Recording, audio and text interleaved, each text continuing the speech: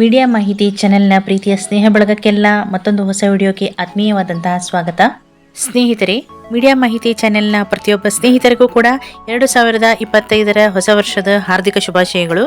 ಕಳೆದ ಕೆಲವು ವರ್ಷಗಳಿಂದ ಹೊಸ ರೇಷನ್ ಕಾರ್ಡಿಗಾಗಿ ಅರ್ಜಿ ಸಲ್ಲಿಸಲು ಮತ್ತು ಇರ್ತಕ್ಕಂತಹ ರೇಷನ್ ಕಾರ್ಡಿನಲ್ಲಿ ತಿದ್ದುಪಡಿ ಮಾಡಿಕೊಳ್ಳಿಕ್ಕೆ ಅಂತ ಬಹಳಷ್ಟು ಜನ ಬಹಳ ದಿನಗಳಿಂದ ಕಾಯ್ತಾ ಇದ್ರು. ಅಂಥವರಿಗೆಲ್ಲ ಈಗ ಈ ಒಂದು ರೇಷನ್ ಕಾರ್ಡ್ನ ತಿದ್ದುಪಡಿ ಬಗ್ಗೆ ಆಗಲಿ ಅಥವಾ ಹೊಸ ರೇಷನ್ ಕಾರ್ಡಿಗಾಗಿ ಅರ್ಜಿಯನ್ನು ಸಲ್ಲಿಸಲಿಕ್ಕೆ ಆಗಲಿ ಇರ್ತಕ್ಕಂತಹ ಒಂದು ಬಹಳ ಗುಡ್ ನ್ಯೂಸನ್ನು ನಾನು ಈ ಒಂದು ನಮ್ಮ ವಿಡಿಯೋದಲ್ಲಿ ಸಂಪೂರ್ಣ ಮಾಹಿತಿಯನ್ನು ನಾನು ನೀಡ್ತಾ ಇದ್ದೇನೆ. ಯಾರೆಲ್ಲ ಈವರೆಗೂ ನಮ್ಮ ಚಾನೆಲ್ನ ಸಬ್ಸ್ಕ್ರೈಬ್ ಮಾಡ್ಕೊಂಡಿಲ್ಲವೋ ಈಗಲೇ ಸಬ್ಸ್ಕ್ರೈಬ್ ಮಾಡಿಕೊಂಡು ಬೆಲ್ ಬಟನ್ನ ಪ್ರೆಸ್ ಮಾಡ್ಕೊಳ್ಳಿ. ಹಾಗೆ ಬರ್ತಾ ಇರ್ತಕ್ಕಂತಹ ವಿಡಿಯೋಗಳನ್ನು ಲೈಕ್ ಮಾಡಿ, ಶೇರ್ ಮಾಡಿ ಹಾಗೂ ಕಮೆಂಟ್ನಲ್ಲಿ ನಿಮ್ಮ ಅಭಿಪ್ರಾಯಗಳನ್ನು ತಿಳಿಸಿ. ಸ್ನೇಹಿತರೆ, ನಮ್ಮ ಈ ವಿಡಿಯೋಗಳಲ್ಲಿ ಕೇಂದ್ರ ಸರ್ಕಾರ ಮತ್ತು ರಾಜ್ಯ ಸರ್ಕಾರದಿಂದ ಬರ್ತಾ ಇರತಕ್ಕಂತಹ ಎಲ್ಲ ಸೌಲಭ್ಯಗಳು ಮತ್ತು ಯೋಜನೆಗಳ ಬಗ್ಗೆ ಸಂಪೂರ್ಣ ಮಾಹಿತಿಯನ್ನು ನೀವು ನಮ್ಮ ವಿಡಿಯೋಗಳಲ್ಲಿ ಪಡ್ಕೋಬಹುದು.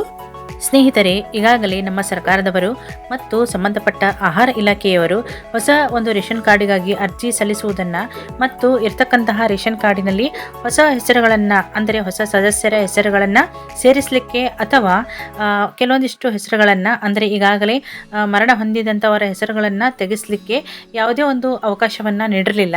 ಹೀಗಾಗಿ ಇರ್ತಕ್ಕಂತಹ ರೇಷನ್ ಕಾರ್ಡಿನಲ್ಲಿ ಹೊಸಬರ ಹೆಸರನ್ನು ಹೊಸ ಸದಸ್ಯರ ಹೆಸರುಗಳನ್ನು ಸೇರಿಸಬೇಕು ಅಂತಂದವರೆಗೂ ಕೂಡ ಬಹಳ ದಿನಗಳಿಂದ ಈ ಒಂದು ಸರ್ಕಾರ ಯಾವಾಗ ಈ ಒಂದು ಅನುಕೂಲ ಮಾಡಿಕೊಡುತ್ತೆ ಅಂತ ಕಾಯ್ತಾನೆ ಇದ್ರು.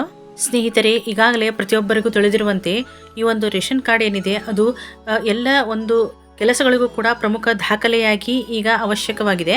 ಅತಿ ಪ್ರಮುಖವಾಗಿ ಈ ಒಂದು ವೈದ್ಯಕೀಯ ಸೇವೆಯನ್ನು ಪಡೆದುಕೊಳ್ಳಲಿಕ್ಕೆ ಈ ಬಡವರಿಗೆ ಮತ್ತು ಬಡ ಮಧ್ಯಮ ವರ್ಗದವರಿಗೆ ಈ ಒಂದು ರೇಷನ್ ಕಾರ್ಡ್ ಏನಿದೆ ಅಂದರೆ BPL ರೇಷನ್ ಕಾರ್ಡ್ ಏನಿದೆ ತುಂಬ ಅನುಕೂಲ ಆಗಿದೆ.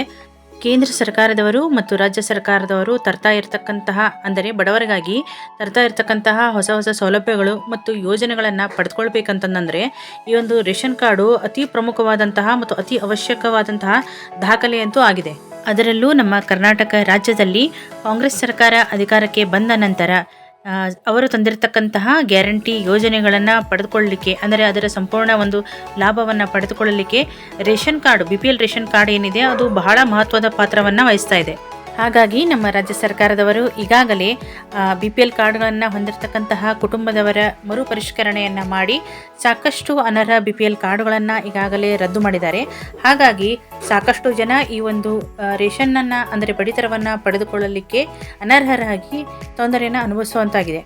ಈಗ ಈ ಎಲ್ಲ ಸಮಸ್ಯೆಗಳಿಗೆ ಪರಿಹಾರವಾಗಿ ರಾಜ್ಯ ಸರ್ಕಾರದವರು ಮತ್ತು ಆಹಾರ ಇಲಾಖೆ ಏನಿದೆ ಹೊಸ ರೇಷನ್ ಕಾರ್ಡುಗಳಿಗಾಗಿ ಅರ್ಜಿಯನ್ನು ಸಲ್ಲಿಸಲು ಮತ್ತು ಇರತಕ್ಕಂತಹ ರೇಷನ್ ಕಾರ್ಡುಗಳಲ್ಲಿ ತಿದ್ದುಪಡಿಯನ್ನು ಮಾಡಿಕೊಳ್ಳಲಿಕ್ಕೆ ಅನುವು ಮಾಡಿಕೊಟ್ಟಿದ್ದಾರೆ. ಈಗ ಈ ಒಂದು ಹೊಸ ರೇಷನ್ ಕಾರ್ಡಿಗಾಗಿ ಅರ್ಜಿ ಸಲ್ಲಿಸಲಿಕ್ಕೆ ಮತ್ತು ಇರತಕ್ಕಂತಹ ರೇಷನ್ ಕಾರ್ಡ್ನಲ್ಲಿ ಹೆಸರುಗಳನ್ನು ಬದಲಾವಣೆ ಮಾಡಿಕೊಳ್ಳಿಕ್ಕೆ ಅಥವಾ ತಿದ್ದುಪಡಿಯನ್ನು ಮಾಡಿಕೊಳ್ಳಿಕ್ಕೆ ಸರ್ಕಾರದವರು ಅನುವು ಮಾಡಿಕೊಟ್ಟಿದ್ದಾರೆ. ಈಗ ಹೊಸ ವರ್ಷಕ್ಕೆ ಅಂದರೆ 2025ರಲ್ಲಿ ಜನವರಿ 1ನೇ ತಾರೀಕಿನಿಂದ ಈ ಒಂದು ಪೋರ್ಟಲನ್ನು ಹೊಸ ರೇಷನ್ ಕಾರ್ಡ್ ಅರ್ಜಿ ಹಾಕಲಿಕ್ಕೆ ಮತ್ತು ರೇಷನ್ ಕಾರ್ಡ್ನಲ್ಲಿ ತಿದ್ದುಪಡಿಯನ್ನು ಮಾಡಿಕೊಳ್ಳಿಕ್ಕೆ ಅರ್ಜಿಯನ್ನು ಸಲ್ಲಿಸಲಿಕ್ಕೆ ಪೋರ್ಟಲನ್ನು ಓಪನ್ ಮಾಡ್ತಾ ಇದ್ದಾರೆ. ಹಾಗಾಗಿ ಈ ಜನವರಿ 1ರಿಂದ 15 ದಿನಗಳ ಕಾಲ ಅಂದರೆ ಜನವರಿ 15ನೇ ತಾರೀಕಿನವರೆಗೂ ಕೂಡ ಈ ಒಂದು ಹೊಸ ರೇಷನ್ ಕಾರ್ಡಿಗಾಗಿ ಅರ್ಜಿ ಸಲ್ಲಿಸಲಿಕ್ಕೆ ಮತ್ತು ರೇಷನ್ ಕಾರ್ಡಿನಲ್ಲಿ ತಿದ್ದುಪಡಿಯನ್ನು ಮಾಡಿಕೊಳ್ಳಿಕ್ಕೆ ಒಂದು ಅನುಕೂಲವನ್ನು ಮಾಡಿಕೊಟ್ಟಿದ್ದಾರೆ. ಹಾಗಾಗಿ ಯಾರೆಲ್ಲ ಬಹಳ ದಿನಗಳಿಂದ ಹೊಸ ಒಂದು ರೇಷನ್ ಕಾರ್ಡಿಗಾಗಿ ಅರ್ಜಿ ಸಲ್ಲಿಸಲು ಮತ್ತು ರೇಷನ್ ಕಾರ್ಡ್ನಲ್ಲಿ ತಿದ್ದುಪಡಿಯನ್ನು ಮಾಡಿಕೊಳ್ಳಿಕ್ಕೆ ಅಂದರೆ ಹೊಸ ಸದಸ್ಯರನ್ನು ಸೇರಿಸಿಕೊಳ್ಳಿಕ್ಕೆ ಅಥವಾ ಹೆಸರಿನಲ್ಲಿ ಅಥವಾ ವಿಳಾಸದಲ್ಲಿ ಬದಲಾವಣೆಯನ್ನು ಮಾಡಿಕೊಳ್ಬೇಕು ಅಂತ ಕಾಯ್ತಾ ಇದ್ದವರು ಈಗ ತಮ್ಮ ಅರ್ಜಿಯನ್ನು ಸಲ್ಲಿಸಿ ಹೊಸ ರೇಷನ್ ಕಾರ್ಡ್ಗಳನ್ನು ಮತ್ತು ಈ ಒಂದು ತಿದ್ದುಪಡಿಯನ್ನು ಮಾಡ್ಕೋಬಹುದಾಗಿದೆ.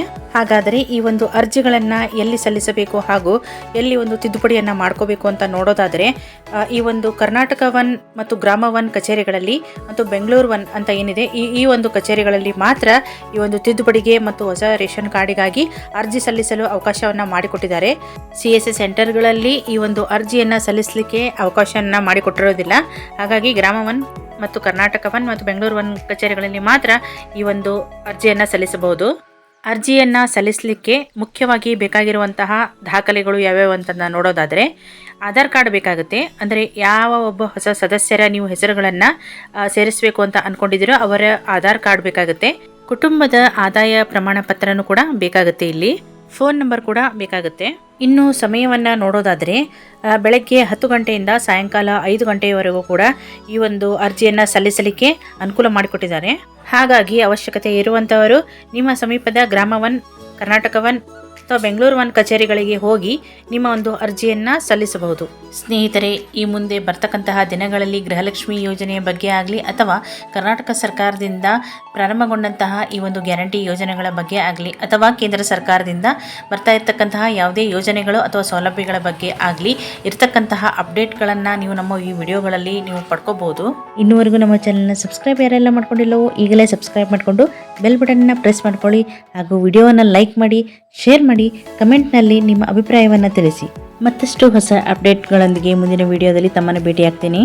ವಿಡಿಯೋ ನೋಡಿದ್ದಕ್ಕಾಗಿ ಧನ್ಯವಾದಗಳು.